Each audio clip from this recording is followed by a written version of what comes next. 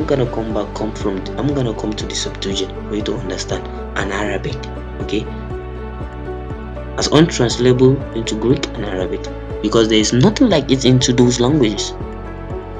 This Jewish and Christianity source reflect a long train of thought that presumes a degree of untranslatable, of scary text.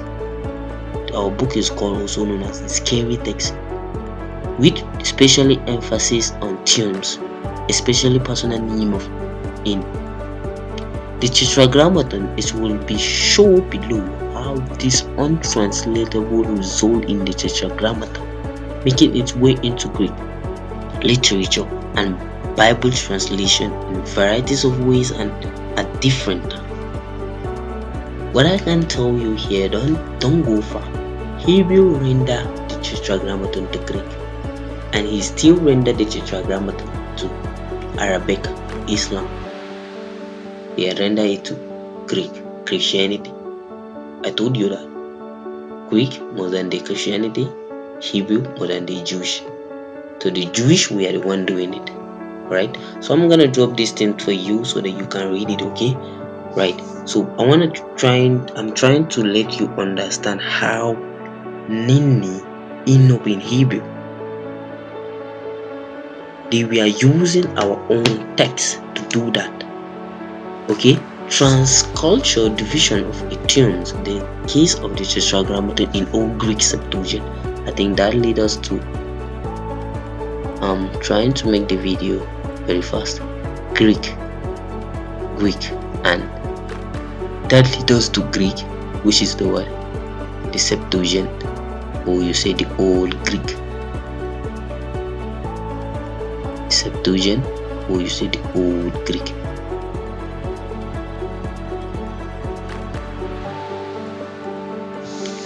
The Septuagint, or you say the what? The Old Greek, right?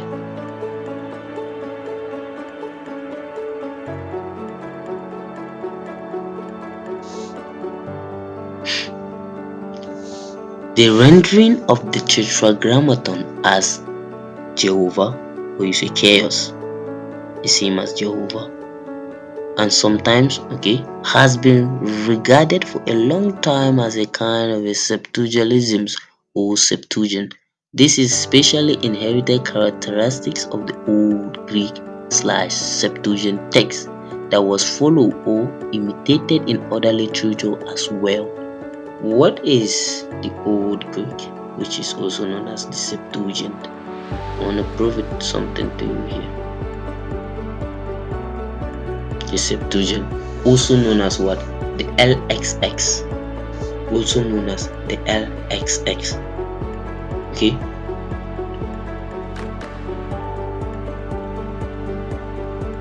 The Septuagint sometimes refers to as the Greek Old Testament, the translation of the word, the 70s. I want to prove it to you here that this translation of the 70s were Bantu people. They were Bantu people. They were the one that translate the Bible, the Bantu book, to Greek during the reign of Ptolemy II. By then, in around 300 BCE, by then the Bantu were held captive in the hand of Ptolemy II in Egypt around 300 BCE, after the destruction of long time after the destruction of Jerusalem. Yes, these same Bantu people came back as early as 13, 12, 14, 15 centuries. They came into the Sub-Sahara. Some of them were taken during ships. During the 15th centuries was when the shipping began. But around 70 AD, it was Holocaust within the country. It was the slavery between the continent, Sub-Saharan Africa. But around 15th to 16th centuries, that is when the slavery of 400 years began. The 400 years of slavery began. That is when they began shipping Bantu out of the continent to a world that they doesn't know.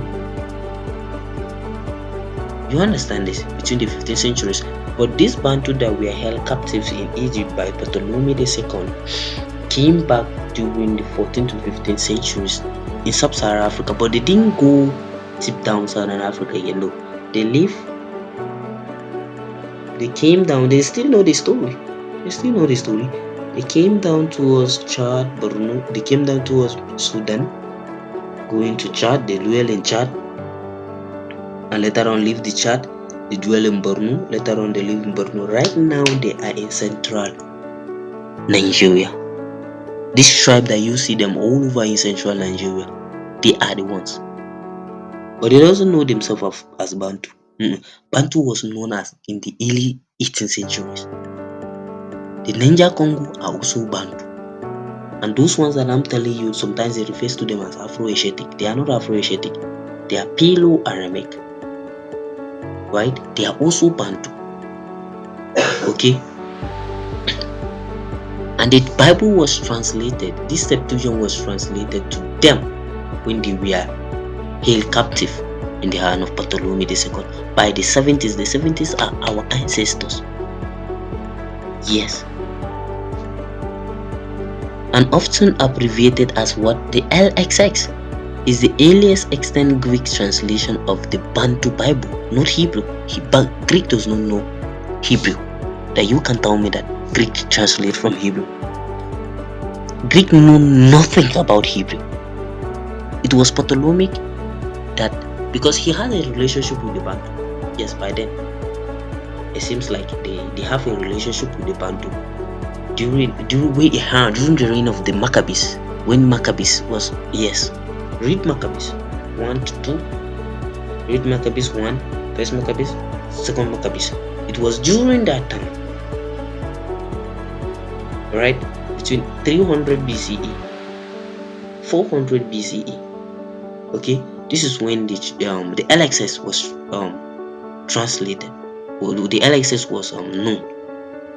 By the 70s, the Bantu, okay, is the earliest extant Greek translation of the Bantu script from the original Bantu. The full Greek title derived from the story recorded in the letter of, okay, that the laws of the Bantu were translated